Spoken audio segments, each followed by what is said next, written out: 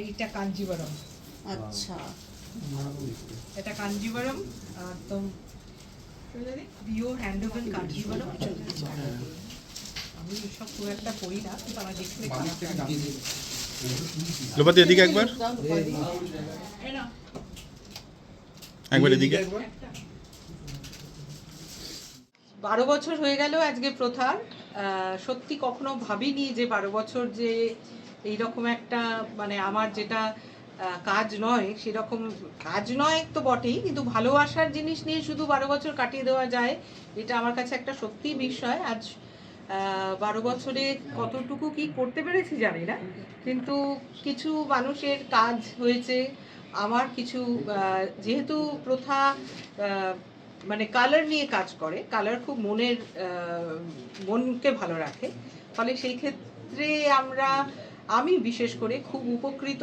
কারণ যখন কাজ নিয়ে এই ক্ষেত্রে গানের যেমন সারেগামা নিয়ে বসলে একটা মন ভালো হয়, ঠিক তেমনি প্রথার যখন কাজ করি, যখন কালার বিভিন্ন ডিফারেন্ট কালার নিয়ে চিন্তা করি, ভাবনা করি, তাতে আমার মন ভালো থাকে। এইটাই আমার কাছে 12 বছরের সব থেকে প্লাস পয়েন্ট হয়েছে। আর একটা পরিবার তৈরি হয়েছে প্রথার, এইটুকুই। আর ভালো লাগার কি, মানে মাঝে মাঝে মনে হয় যে এটা কিরকম স্বপ্নের মতো 12টা বছর চলে গেছে। দিদি, যে কোনো কিছু শুরু করা যায়, কিন্তু সেটাকে ধরে রাখাটা একটা বিষয়, খুব শক্ত। কারণ প্রথা যখন শুরু হয়েছিল তখন আমাদের ক্লোদিং বিজনেস এবং sari, traditional sari, traditional handicraft এবং হ্যান্ডলুম যে জায়গায় ছিল, আজকে 12 বছর পরে এমন একটা জায়গায় এসে গেছে কম্পিটিশনটা, যে সবাই সব কিছু করছেন, এবং খানিকটা মুড়ি মিশ্রি এক হয়ে গেছে, আর খানিকটা মিথ্যের আশ্রয় নিয়ে আমরা চলছি গোটা পৃথিবীটা।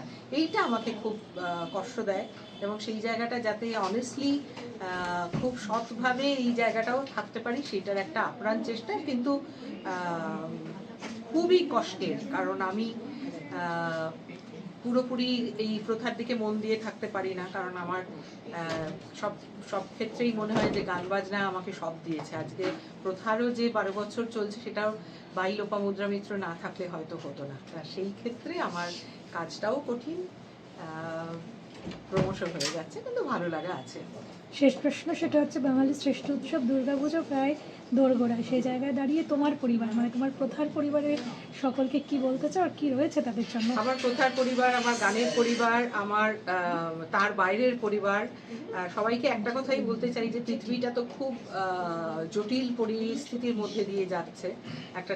সেই পরিস্থিতিতে আমাদের পুজো সবার খুব ভালোভাবে কাটুক, এবং পুজোতে আমরা সবাই আমাদের অনেস্ট জায়গাটাতে যেন ফিরে পাই। এটা প্রত্যেক মানুষের ক্ষেত্রে আমার খালি মনে হচ্ছে মানুষ তার মাটির তলায় যে জমিটা, সেই জমিটা কোথায় তাদের নড়বড়ে হয়ে যাচ্ছে। সেই ক্ষেত্রে সব মানুষই কেমন একটা মন খারাপের দিকে চলে যাচ্ছে। সেই জায়গাটা ফিরে আসুক আমাদের পৃথিবীর।